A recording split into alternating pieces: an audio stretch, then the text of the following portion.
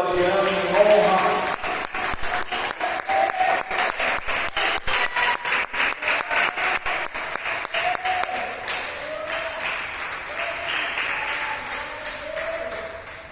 Amém, Eu não Jesus. almejava tanto esse momento. Ele sonhava com esse momento. E a palavra do Senhor diz assim, que é um tempo determinado para todas as coisas. Há tempo de plantar, há tempo de colher, há tempo de chorar, há tempo de sorrir. E nós precisamos esperar o tempo de Deus. Eu quero falar para você que o tempo chegou, é hoje. Aleluia. Você seja um instrumento na mão do Espírito Santo. Amém, Jesus. Glória a Você Deus. seja um referencial nesta noite. Para a palavra que sair da sua boca venha impactar a tua igreja. Amém. E as pessoas que estão assistindo pela live. Glória a Estenda Deus. suas mãos, Pai. Abençoa a vida do teu servo. Usa ele com poder e autoridade. Que o Senhor toma a vida dele de uma forma sobrenatural. Que a palavra que sair da boca dele, meu Deus, venha mudar um sentimento, venha mudar um pensamento, venha mudar uma atitude. Que não seja ele a ministrar, mas seja o teu Espírito Santo. Em nome de Jesus. Amém. Vamos aplaudir bem forte o nome do Senhor. Graças a Deus. Que honra. Que honra, graças a Deus. Como o Michel falou, vai fazer 6 anos. 4 anos na casa do Pai. Para honrar sempre o nome do Senhor. Então, eu agradeço primeiramente ao Michel, agradeço a mim pela oportunidade da palavra. E por essa oportunidade, eu vou fazer como se fosse uma viagem. Vamos colocar o cinto e vamos andar aí com a palavra do Senhor. E já começando em Gênesis 50:26, aonde a história de José. Amém, Jesus. E morreu José, da idade dos 110 anos, e embalsamaram e puseram num caixão no Egito. Então quer dizer que ele estava aonde? No Egito. Tá? Primeiramente. E em Gênesis 37:2 fala que estas são as gerações de Jacó, aonde José, só para interromper, José é filho de Jacó e de Raquel, ok? Então vamos tomar o assento e vamos, como eu falei, vamos navegar com essa palavra, aonde mostra que José, ele saiu de uma infância até os 17 anos, onde ele tinha tudo, e como eu disse, ele morreu com 110 anos no Egito. Ele saiu de uma terra onde o pai dele, Jacó, tinha sua tenda, onde ele morava, onde tinha as suas ovelhas, onde ele tinha seu rebanho, tinha seus filhos, que eram filhos de quem? De Zilpa e de Bila. E o filho de Raquel junto com Jacó veio José. Ok? Então José era um filho de Jacó, onde ele tinha 17 anos, e ele convivia com os irmãos, onde eram 10 irmãos. Vamos anotar bem isso na nossa mente. Eram 10 irmãos mais José. Então um total de 11. Então ele convivia com esses 10 irmãos, aonde ele tinha, primeiramente, essa convivência. E a primeira coisa que eu anotei de José, essa passagem, essa trajetória que foi de 17 anos aos 110, era a conduta, o comportamento, a conduta. Por quê? Ele vivia com os irmãos. Então, cada um, lógico, vai ter uma forma de pensar, uma forma de agir, uma forma de falar. Mas José, ele tinha uma conduta, um princípio. Ele estava embaixo da onde? Da bênção de Deus. Então ele sempre via alguma coisa e ele falava para os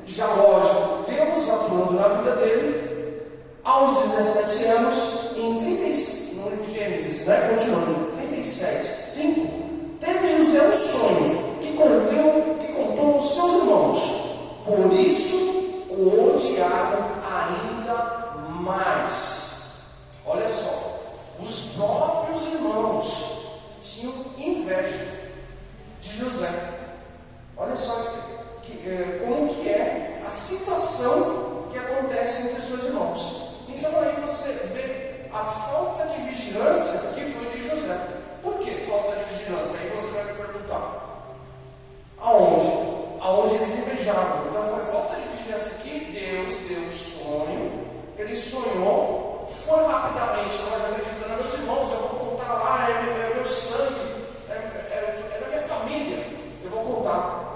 Então, quando contou, automaticamente, os irmãos já falaram, opa, acendeu a alerta vermelha, como se fosse hoje em dia, opa, não, alguma coisa está errada aqui. Já começaram a invejar, já tinham um certo ódio, uma certa raiva, porque eram pessoas e tinha essa inveja. Então a falta de vigilância, aonde a gente vai? Orar e vigiar, nosso pai fala, está na Bíblia. Essa falta de vigilância gerou o quê? Gerou a inveja. Gerando a inveja numa situação que Deus, lógico, eu acredito que já estava trabalhando. Ele mandou os seus irmãos, o Jacó, mandou os irmãos apacentarem suas ovelhas. Eles foram para os campos, como sempre faziam, apacentar as ovelhas. E o que acontece? Demoraram algum pouco os irmãos. E o Jacó, pai, ficou um pouco preocupado. Jacó pediu para José olhar o que estava acontecendo. E ele foi ver o que estava acontecendo. Nisso, teve um desencontro. Aonde esse desencontro acontece? Ele não encontra seus irmãos e encontra um homem. E tem uma passagem na Bíblia falando que encontra um homem. Esse homem fala, ele está lá. Mas uma coisa confusa, uma situação adversa, não do cotidiano de José, onde José já passava, onde José sabia, onde José já apacentava suas ovelhas, uma situação adversa. Nessa situação adversa, os irmãos que estavam apacentando as ovelhas, Rubens, um dos irmãos, eles já estavam aonde? Já estavam planejando a morte de José. Uma situação que já estava acontecendo. E um dos líderes, anotem bem, um dos líderes que liderou a situação foi Judá. Anotem bem esse nome, Judá. Por quê? Ele liderou essa situação, essa confusão, essa situação que não estava nos planos, lógico. Imagina, de Jacó, de Raquel e nem de José. José não imaginava essa situação. Ok, já estavam cientes que já iam fazer. E aí aconteceu que José chegou a encontrar os seus irmãos. E encontrando os seus irmãos, teve essa confusão. Colocaram ele num poço, já pensando o que iam fazer. E nessa situação chegou os ismaelitas. Aí eu já vou um pouco adiante. Como eu falei, ele tinha 10 irmãos. 10 irmãos de desobediências contra um obediente em Deus. Com seus princípios, como eu falei, com a sua conduta, o seu comportamento dia a dia. E a obediência de José. Então esse obediente, ele vai virar um escravo.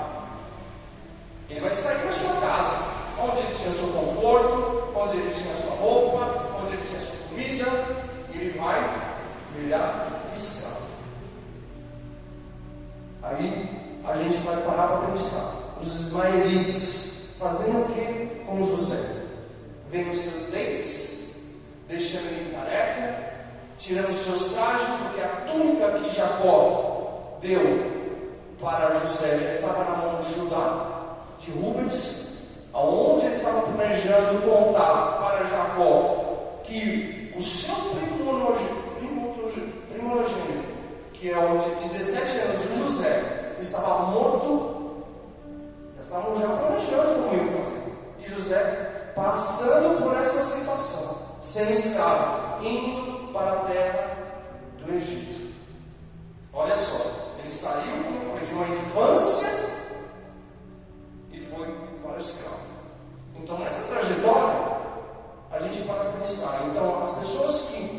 vezes eram para cuidar, eram para preservar. Às vezes fazem o quê? Molestam. Às vezes agridem uma mulher. Às vezes fazem coisas perversas com uma criança. Olha só a situação. José chega no Egito, aonde, entre aspas, ele tem a oportunidade de ser comprado por Potifar. O Potifar nada mais é que o capitão da guarda do Egito, do faraó, aonde ele tem posses, aonde ele tem uma vida estabelecida, aonde ele tem uma casa com prosperidade, abundância, com quartos, com escravos, e mais um chegou, José, sendo um escravo, como eu disse. José chega na casa de Potifar. Chegando na casa de Potifar, José começa a fazer o que mais sabe: desempenhar um serviço braçal, de qualidade, com honestidade, prestativo. E lógico, Potifar olhando tudo isso, porque ele já tinha os seus escravos e chegou mais um. Tudo bem. Aí Potifar passou um tempo, lógico, né? Passou um tempo nesse período, né? O gestor dizendo, vamos voltar um pouco. Judá e Rubem já contaram para Jacó, e José está lá, no Egito. Então, as duas situações: uma aqui, na cidade de Israel, onde Jacó tinha sua tenda e tudo mais, e José, escravo na casa de Potifar. Como eu disse, Potifar olhando toda a situação, progredindo seus alimentos, progredindo a sua casa, fartura, limpeza, o cuidado que ele tinha, o zelo, como eu disse. E acontece o quê?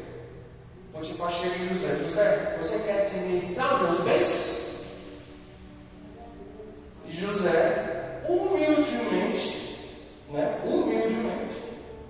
que é uma qualidade dele, que a gente já pode adotar, além do comportamento, obediência, humildade,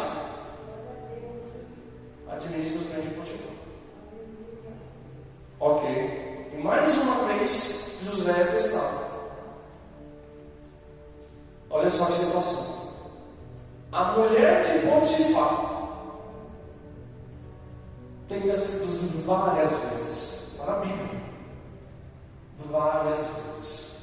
Não é uma, não é duas, não é três.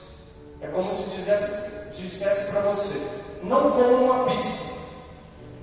E José lá, passando por as tentações.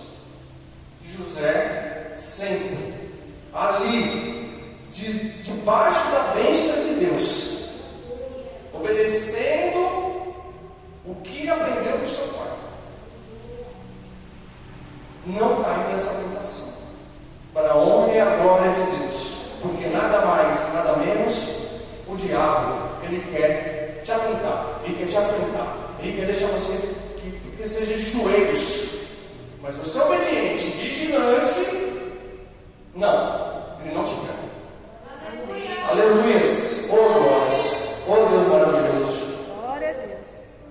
E José, ali, cuidando das tarefas, cuidando das suas situações, dia a dia de uma casa onde tem prosperidade, tem abundância, na terra do Egito, acontece uma situação que José sai correndo, do nada da casa, gritando.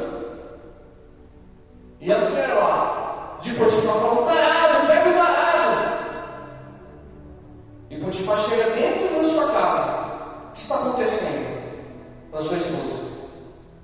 Esse tarado aí quis me passar a mão, esse tarado quis me seduzir, esse tarado quis me beijar, esse tarado quis me pegar.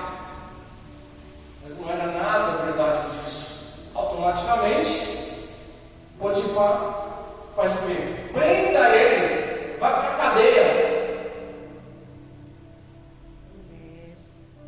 A passagem agora na prisão. Então a gente saiu de José sendo escravo e agora José na prisão. Ali aonde a gente não deseja imaginar para ninguém. Mas José, mais uma vez, ele estabelece a conduta na prisão. Ele estabelece, como se fala, formas daquele meio social ser agradável. Olha só a bênção de Deus em José, né? E com isso, José conhece o copeiro e o padeiro, que estão sendo ali, copeiro e padeiro, mas sendo presos, né?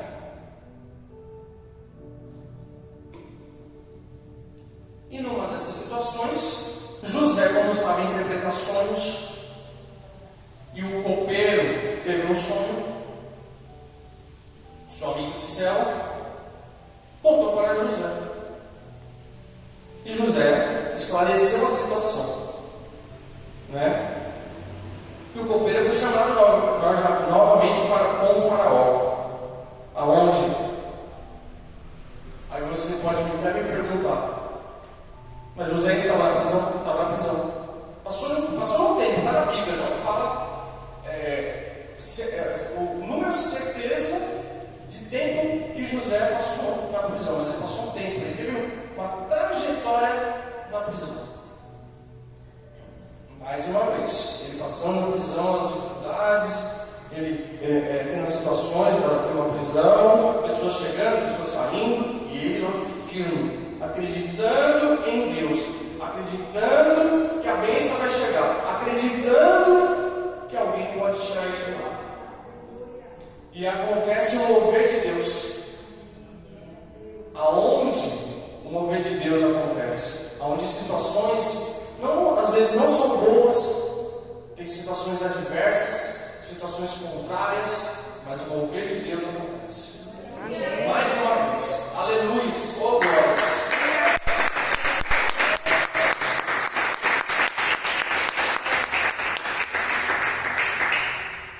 E com isso, o mover de Deus acontece e José é retirado da prisão para interpretar o sonho do faraó. Olha só, ele entrou pela porta de trás e agora ele já dá mais um passo. Ele está diante do faraó do Egito, nada mais, nada menos, como se fosse hoje um presidente, uma autarquia grande, ele está na frente. E aí, com toda humildade, como eu disse, o faraó diz, pergunta a José, fiquei sabendo que você sabe interpretar sonhos, né? E José, com toda a sua humildade, José disse, eu não, mas um Deus que veio comigo. Amém. E com todas as coisas, eu sou apenas um recipiente aonde Deus habita. Então eu queria já profetizar na sua vida. Você é um recipiente aonde Deus habita, porque você está na casa do Pai, você está na casa do Senhor. Numa sexta-feira chuvosa, numa sexta-feira onde você poderia estar em qualquer lugar, mas você está sendo um recipiente, porque daqui você pode falar a palavra para qualquer pessoa, você pode ter a palavra, você pode pegar a palavra e distribuir, e nisso com certeza você vai semear coisas boas.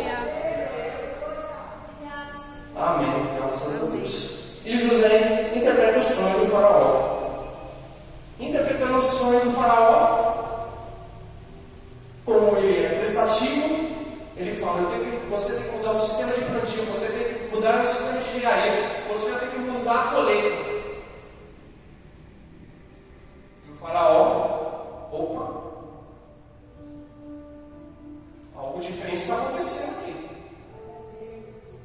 Porque nenhuma daquelas pessoas que o faraó tinha embaixo dele, embaixo lá do seu ministério, vamos dizer assim, conseguiu interpretar. Nenhum chegou e falou, olha, você tem que mudar o sistema de engenharia.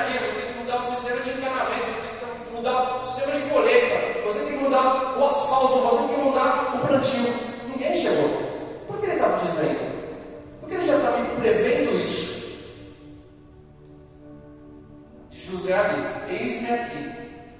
Eis-me aqui. Um governador, ele foi denominado naquele momento. Governador do Egito. Nada mais, nada menos, a gente está falando de Zé. Até anotei porque Zefanete Paneia. O governador do Egito. Zefanete Paneia. Anotem também esse nome. Porque Zefanete Paneia ele é promovido, ele já é nomeado pelo faraó. Então ele tem casa nova, ele tem esposa, ele tem escravos, ele tem tudo o que ele tinha lá no passado com seu pai. Foi da noite para o dia, a gente pode dizer, né? Não foi da noite para o dia, porque dos 17 anos, como eu disse, vá lá, deu uma caminhada. Aí a pessoa diz para você: nossa, você tem um carro bonito, você tem uma casa bonita, você tem uma esposa bonita. Não foi da noite para o dia, não. A gente não sabe o que se passou dia a dia, os sofrimentos, a angústia. E aí ele vira governador. E sendo um governador, lógico, do Egito, a gente pode parar para pensar: mas por que agora ele não chega em Potifar e bate de frente?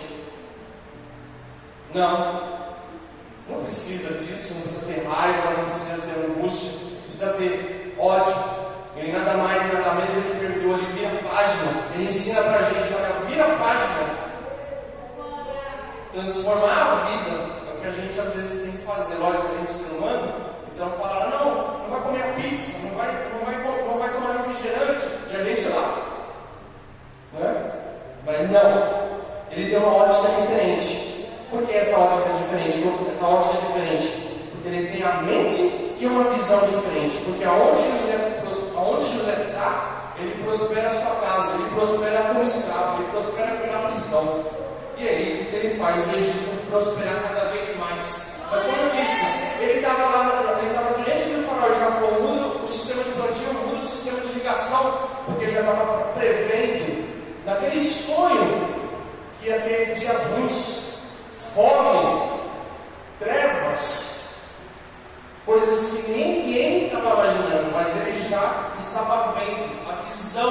Vamos falar a visão de águia, e só quem pode dar é Deus, que abençoa com essa visão de águia. Então, Zefanete Paneia, num dia desses, no seu cotidiano de governador, ele está lá na lojinha, lá no mercado.